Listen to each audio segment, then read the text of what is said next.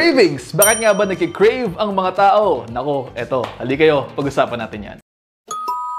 Ang cravings natin sa pagkain o mga material na bagay o kahit sa pagmamahal ay isang normal na pakiramdam o nagiging normal na pakiramdam dahil ang ating mga utak, sabi ko nga sa inyo, ay magaling mag-associate sa mga bagay-bagay. Halimbawa, sa relaxation at sa satisfaction. Halimbawa, relaxing at satisfying kasing kumain ng mga pagkain kasi natitrain ang ating mga utak na masarap yan o masarap uminom ng soft drinks lalo na kapag mainit ang panahon. Isa pa, environmental. Mayroong mga ads sa media na ipinapakita na ang pag-inom halimbawa ng soft drinks ay very refreshing. Pero halos wala tayong nakikitang ads na ang pag-inom ng simpleng tubig lamang ay refreshing din at relaxing. Anyway, para i-define yung cravings na yan ay yung nangangahulugan ng pagkakaroon ng intensive desire for something. O di naman kaya ay to need urgently. Kaya naman kapag naririyan na ang mga pagkain kine-crave mo, minsan hindi mo talaga mapigilan ang sarili mo. At pagkatapos mong mag-crave at satisfy ang cravings na yan,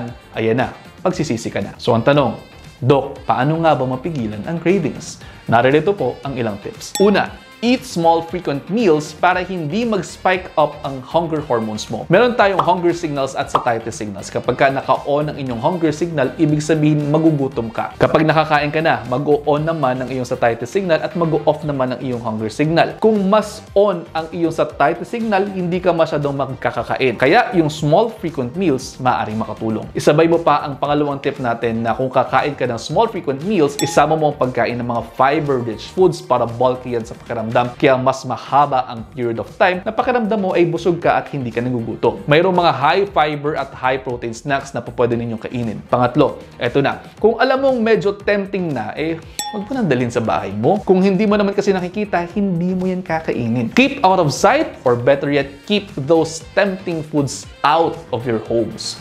Pang-apat, matutong mag-discern ng impormasyon. Nagkalat ang mga ads sa social media na gumagamit ang mga mukha ng celebrities. Nagsasabing pumayat sila dito, pumayat sila dyan. Pero kung titingnan mo naman ang food nutrition label, napakataas pa rin po ng asukal na binebenta.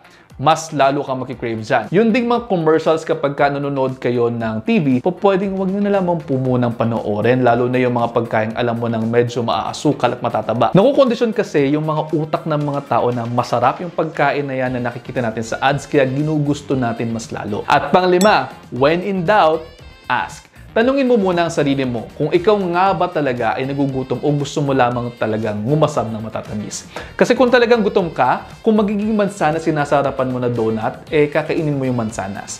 At kung ganun nga at nagugutom ka, humanap ka na lang ng mansanas. So again, listen to your bodies mga kapatid para mas maging informed ang inyong mga desisyon sa pagkain. So paano? Hanggang dito lang muna. Sana may natutunan kayo dahil sabi ko nga sa inyo, gusto ko healthy kayong lahat. See you to the next episode. Ingat.